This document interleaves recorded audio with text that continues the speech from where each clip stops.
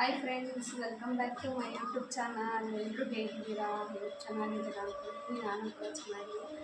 ದಯವಿಟ್ಟು ನಮ್ಮ ಚಾನಲ್ನ ಯಾರು ನೋಡ್ತಾ ಇದ್ದೀರೋ ಲೈಕ್ ಮಾಡಿ, ಶೇರ್ ಮಾಡಿ, ಸಬ್ಸ್ಕ್ರೈಬ್ ಮಾಡೋದನ್ನು ಮಾತ್ರ ಮರಿಬೇಡಿ. ಇವತ್ತೊಂದು ಇಂಪಾರ್ಟೆಂಟ್ ವಿಷಯ ಹೇಳಕ್ಕೆ ಹೊರಟಿದ್ದೀನಿ. ವಿಷಯ ಏನಪ್ಪ ಅಂತಂದರೆ, ನಾನು ಯೂಟ್ಯೂಬ್ ಚಾನಲ್ ಓಪನ್ ಮಾಡಿದ್ದೀನಲ್ವಾ, ಎಲ್ಲರೂ ತುಂಬ ಸಪೋರ್ಟಿವ್ ಆಗಿದ್ದಾರೆ. ನನ್ನ ಫ್ರೆಂಡ್ಸು, ನನ್ನ ಫ್ಯಾಮ್ಲಿ ಎಲ್ಲರೂ ತುಂಬ ಸಪೋರ್ಟ್ ಮಾಡ್ತಾ ಇದ್ದಾರೆ. ನೀವು ಹಿಂಗೆ ಸಪೋರ್ಟ್ ಮಾಡ್ತಾಯಿರಿ. ಈ ಥರ ಸಪೋರ್ಟ್ ಮಾಡೋದಕ್ಕೆ ನಿಮಗೆ ತುಂಬ ತುಂಬ ಧನ್ಯವಾದಗಳು.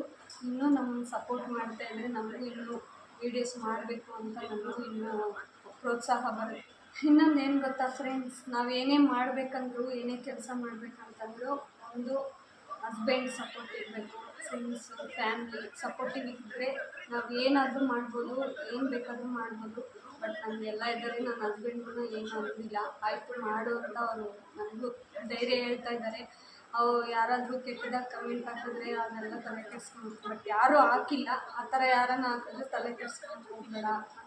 ನಾವು ಮುಂದೆ ಬರಬೇಕು ಅಂತಂದರೆ ಅಂಥದಕ್ಕೆಲ್ಲ ನಾವು ತಲೆ ಕೆಡಿಸ್. ನಾನೇನು ಗೊತ್ತಾ, ಸದ್ಯಕ್ಕೆ ಮನೆಯಲ್ಲಿ ಫ್ರೀಯಾಗಿ ಇರ್ತೀನಿ. ನಾನೆಲ್ಲೂ ಹೋಗಲ್ಲ ಕೆಲಸಕ್ಕೆ.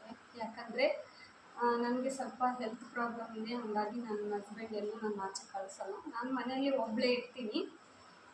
ಇನ್ನೊಂದೇನಪ್ಪ ಅಂತಂದರೆ, ನಾವು ತುಂಬ ಕಷ್ಟಪಟ್ಟು ಬಂದಿರೋದು. ನಾವೇನು ಹಿಂಗೆ ಇದ್ದಿಲ್ಲ. ನಮ್ಮ ಚಿಕ್ಕ ವಯಸ್ಸಲ್ಲಿ ನಮ್ಮ ತಂದೆನ ಕಳ್ಕೊಂಡ್ಮೇಲೆ ನಮ್ಮ ತಾಯಿ ತುಂಬ ಕಷ್ಟಪಟ್ಟಿದ್ದಾರೆ. ನಾವು ತುಂಬ ಕಷ್ಟಪಟ್ಟಿದ್ದೀವಿ. ಕಷ್ಟಪಟ್ಟು ನಾವು ಈ ಥರ ಒಳ್ಳೆ ಫ್ಯಾಮ್ಲಿಗೆ ಬಂದಿರೋದು. ಹೆಲ್ತ್ ಪ್ರಾಬ್ಲಮ್ ಇದೆ ಅಂದರೆ ಬಟ್ ಏನು ಕೆಲಸ ಮಾಡಲ್ಲ, ಏನಿಲ್ಲ ಅಂತಲ್ಲ, ಕೆಲಸ ಮಾಡ್ತೀನಿ, ಎಲ್ಲ ಮಾಡ್ತೀನಿ. ಆಚೆ ಕಳಿಸಲ್ಲ ಅಂತಂದರೆ ಎಲ್ಲೂ ಹೋಗಲ್ಲ ಅಂತಲ್ಲ, ಹೋಗ್ತೀನಿ, ಫ್ರೀಯಾಗಿರ್ತೀನಿ. ನನ್ನ ಹಸ್ಬೆಂಡ್ ಫ್ರೀಯಾಗಿರಲಿ ಅಂತಾರೆ. ಫ್ರೆಂಡ್ಸು, ಫ್ಯಾಮ್ಲಿ, ಅತ್ತೆ ಮನೆ, ಅಮ್ಮನ ಮನೆ ಎಲ್ಲ ಕಡೆ ಓಡಾಡ್ತೀನಿ.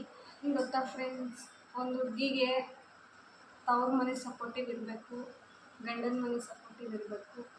ಒಬ್ಬೊಬ್ಬರು ಹೆಣ್ಮಕ್ಳಿಗೆ ಎರಡೂ ಇರಲ್ಲ. ಪಾಪ ಎಷ್ಟು ಕಷ್ಟ ಇರುತ್ತೆ. ಬಟ್ ನನಗೇನಿಲ್ಲ, ಎಲ್ಲರೂ ಚೆನ್ನಾಗಿದ್ದಾರೆ. ನನ್ನ ತಮ್ಮ, ನಮ್ಮಮ್ಮ, ನಮ್ಮ ಫ್ಯಾಮ್ಲಿ ಎಲ್ಲರೂ ಚೆನ್ನಾಗಿದ್ದಾರೆ. ನಾವು ಹೆಂಗಿರ್ತೀವೋ ಅವರು ಹಂಗೆ ಇರ್ತಾರೆ. ನಾವು ದುರಂಕಾರ ತೋರಿಸಿದ್ರೆ ಅವರು ದುರಂಕಾರ ತೋರಿಸ್ತಾರೆ.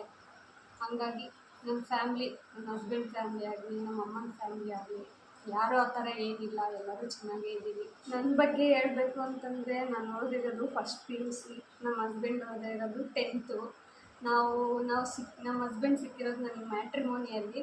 ಒಂಥರ ಲವ್ ಮ್ಯಾರೇಜ್ ಥರನೇ ನಮ್ಮದು. ನಾನು ಬೆಂಗಳೂರಲ್ಲಿ ಜಾಬ್ ಮಾಡ್ತಿದ್ದೆ, ಮಗುನ ನೋಡ್ಕೊಳ್ಳೋದು. ನಮ್ಮ ಮನೆಯವರು ಮ್ಯಾಟ್ರಿಮೋನಿಯಲ್ಲಿ ಸಿಕ್ಕಿದ್ದು, ಆವಾಗಿಂದ ಪರಿಚಯ. ಬಟ್ ಏನಂದರೆ, ನಮ್ಮ ಫ್ಯಾಮ್ಲಿ ಹುಡುಕಿದ್ರು ಈ ಥರ ಹುಡುಗ ಸಿಕ್ತಿದ್ರು ಇಲ್ಲೋ ಗೊತ್ತಿಲ್ಲ. ಏನಂದರೆ ತುಂಬ ಚೆನ್ನಾಗಿ, ನನಗೆ ಗೊತ್ತಿದ್ದಿಲ್ಲ ನಾನು ಯೂಟ್ಯೂಬ್ ಚಾನಲ್ ಓಪನ್ ಮಾಡಬೇಕು ಅನ್ನೋ ಐಡಿಯಾನೂ ನನಗೆ ಇದ್ದಿದ್ದಿಲ್ಲ. ನಾನು ಸುಮ್ಮನೆ ಸಿಂಪಲಾಗಿ ಒಂದು ವೀಡಿಯೋ ಮಾಡಿದೆ. ಅದಕ್ಕೆ ಎಲ್ಲರೂ ಚೆನ್ನಾಗಿ ಮಾಡ್ತಿದ್ದೀರಾ, ಮಾಡಿರಿ ಅಂತ ಎಲ್ಲ ನನ್ನ ತಮ್ಮ ಎಲ್ಲ ತುಂಬ ಸಪೋರ್ಟ್ ಮಾಡಿದ್ರು. ಹಾಗಾಗಿ ನಾನು ವೀಡಿಯೋಸ್ ಮಾಡೋಕ್ಕೆ ಸ್ಟಾರ್ಟ್ ಮಾಡಿದೆ. ದಯವಿಟ್ಟು ನನ್ನ ಚಾನಲ್ನ ಯಾರು ನೋಡ್ತಾಯಿದ್ರು, ಹೊಸದಾಗಿ ನೋಡೋರು ಸಬ್ಸ್ಕ್ರೈಬ್ ಮಾಡಿ, ಲೈಕ್ ಮಾಡಿ. ನಿಮ್ಮ ಎಲ್ಲ ಸಪೋರ್ಟಿವ್ ಹಿಂಗೆ ಇರಬೇಕು. ನೀವು ಈ ಥರ ಸಪೋರ್ಟ್ ಮಾಡಿ. ನಮ್ಮ ಹಸ್ಬೆಂಡ್ ಹೆಂಗಂದರೆ, ಅವ್ರಿಗೇನು ಅನಿಸುತ್ತೋ ಅದೇ, ಅವ್ರಿಗೇನು ತಿಳಿಯುತ್ತೋ ಅದನ್ನೇ ಮಾಡ್ತಾರೆ. ಯಾರ ಮಾತು ಕೇಳಲ್ಲ. ಅವ್ರು ಹಂಗೆ ನನ್ನ ಮಾತು ಕೇಳಲ್ಲ, ಅಮ್ಮನ ಮಾತು ಕೇಳಲ್ಲ.